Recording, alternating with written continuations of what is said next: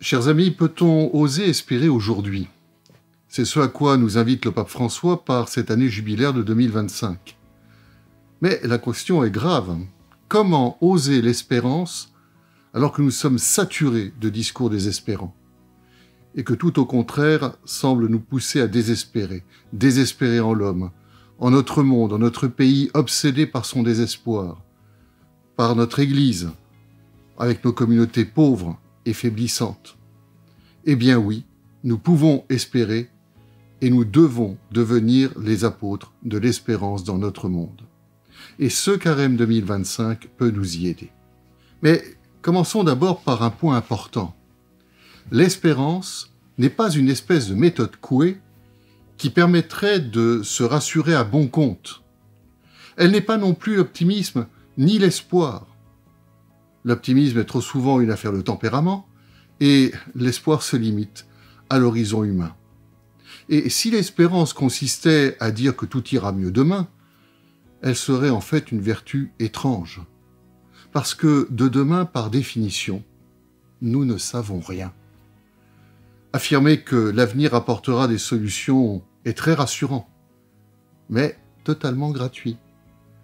Et l'examen du passé nous montre que rien n'est moins sûr. Il y a eu des demains merveilleux et des lendemains catastrophiques. L'espérance n'est donc pas une sorte de potion magique, un remède à tous nos maux. Elle ne gomme pas le tragique de l'existence. Elle ne supprime pas nos épreuves. Elle nous donne seulement la force de les traverser pour les dépasser. Force parce qu'elle est une vertu théologale, c'est-à-dire une énergie divine qui vient de Dieu pour nous conduire à Dieu. Force qui vient du regard de Dieu qui porte plus loin que tout ce que nous pouvons voir, pénétrant l'invisible qui nous échappe. Et donc force qui nous permet de sauter par-dessus les murs de l'impossible.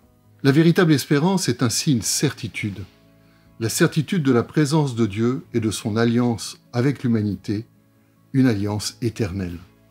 Et c'est là un autre point très important.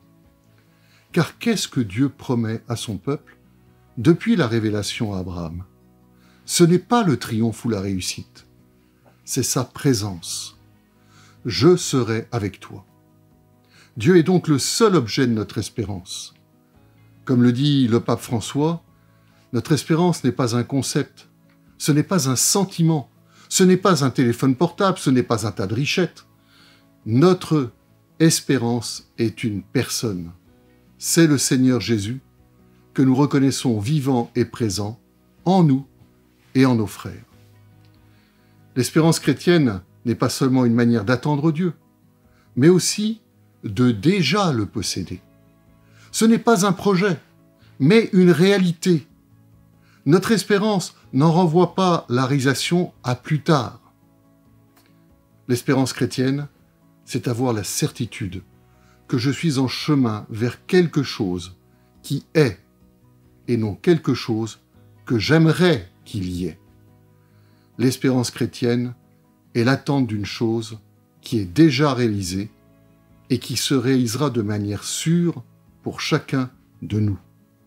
Notre espérance ne porte pas sur des raisonnements, des prévisions, des assurances humaines. Elle se manifeste là où il n'y a plus d'espérance, où il n'y a plus rien en quoi espérer. Fin de citation. On comprend que l'espérance chrétienne est véritablement d'une nature différente de toutes les autres.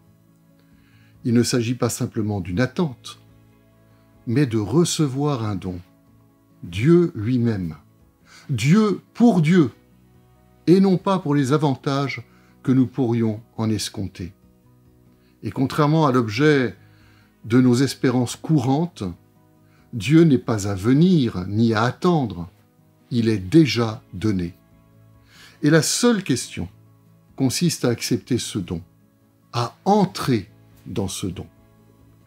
Espérer chrétiennement, c'est déjà posséder. Pas comme on possède une voiture ou de l'argent, mais comme on possède un être aimé et qu'on est possédé par lui. Or, Dieu dépasse tout ce qu'on peut imaginer de lui. Et il est infini.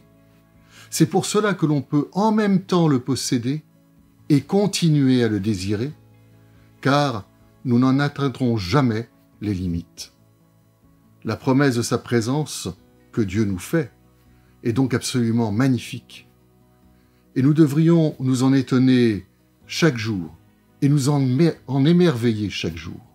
La véritable espérance, c'est donc axer sa vie sur la présence de Dieu. Cela revient à parler du bonheur, du vrai, et donc du salut que Dieu nous offre, c'est-à-dire de la vie éternelle. Car c'est bien là que nous serons totalement en présence de Dieu. Et quand l'Église parle du salut, elle ne parle pas seulement de la vie après la mort, car si la vie éternelle est éternelle, c'est que précisément, elle n'est pas dans le temps. Plus exactement, elle est tout le temps. Elle est dès maintenant. Cela veut donc dire qu'espérer, c'est croire que Dieu nous rend capables de poser des actes éternels. La vie éternelle ne peut donc pas simplement être vue comme une récompense future de nos actes justes et bons, pour nous féliciter à la fin de notre passage sur terre d'avoir cru en Dieu et, d'une certaine façon, d'avoir choisi le bon camp. Non, l'espérance n'est pas simplement pour l'avenir. Espérer, ce n'est pas s'évader des difficultés de ce monde en se consolant du mal et de la souffrance et en cherchant refuge dans un monde futur imaginaire. Pas du tout. L'espérance nous fait vivre dès maintenant en nous proposant de préférer ce qui fait l'éternité, c'est-à-dire l'amour. C'est croire que l'amour est plus solide que tout le reste, car lui seul a les promesses d'éternité. L'espérance nous propose de revoir notre ordre de priorité, en donnant à chaque chose sa juste place. Quand le monde qui nous entoure nous fait peur, l'espérance chrétienne ne nous dit pas de rester là à nous lamenter parce que tout va mal, ni à sourire béatement parce que tout irait bien quand même. L'espérance chrétienne ne nous invite pas à attendre que Dieu détruise ce monde pour en construire un meilleur, suivant nos idées. Dans tout cela, l'espérance chrétienne nous pose une question très simple. Comment faire de tout cela une occasion d'aimer davantage? C'est la question que nous devrions nous poser devant toutes les situations, toutes les nouvelles reçues, les bonnes comme les mauvaises, à la télé, au téléphone, dans nos communautés d'église, dans nos relations d'amitié. Par l'espérance d'éternité, tout peut nous amener à aimer davantage et donc à être plus heureux. L'espérance donne un sens à tout ce qui nous arrive. Choisir d'espérer, c'est donc un choix de vie fondamental. Et faire un tel changement de perspective transformerait radicalement nos existences. Comment cela peut-il rejoindre notre carême? Eh bien, dans le fait même que l'objet de notre espérance, c'est justement Dieu lui-même, sa présence. Et la plus grande présence de Dieu dans notre monde, c'est qu'il devient homme comme nous, au milieu de nous.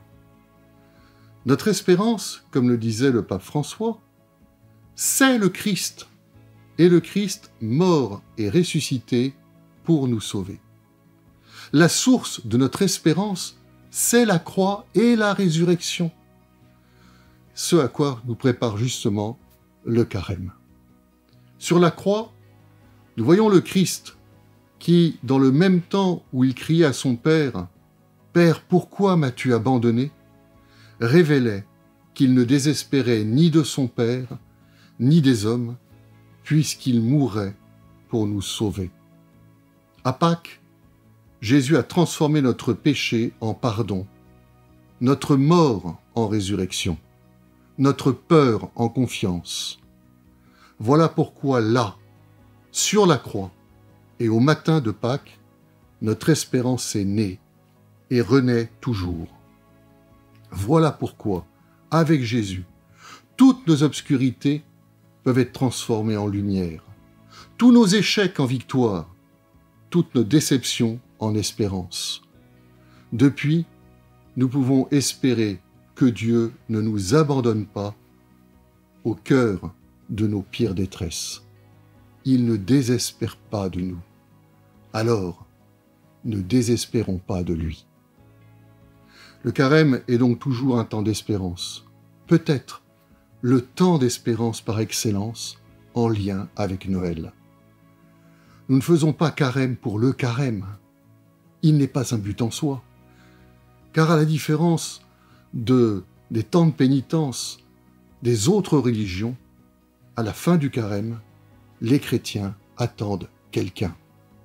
Le Christ ressuscité.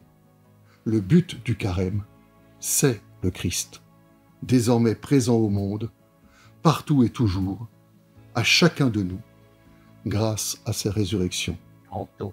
Aujourd'hui, il semble parfois que la nuit domine, mais le carême nous aide à renouveler notre foi que le Christ est toujours présent, qu'il parle à notre cœur et qu'il nous dit qu'il y a de belles choses en nous et devant nous.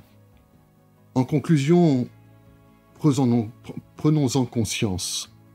Sans le savoir, notre monde nous interroge sur notre espérance. Il attend non pas des discours lénifiants ou des théories rassurantes, il attend que nous vivions dans l'espérance, c'est-à-dire que nous vivions pour l'éternité, pour ce qui compte vraiment et qui ne passera jamais. Il s'agit de protéger la flamme que le Christ a allumée en nous et à la faire grandir, en donnant en tout une occasion d'aimer, en trouvant en tout une occasion d'aimer. Alors au nom de Dieu, je vous souhaite un beau carême. Je vous souhaite d'oser l'espérance dans votre vie et d'en être les annonciateurs rayonnants et joyeux autour de vous.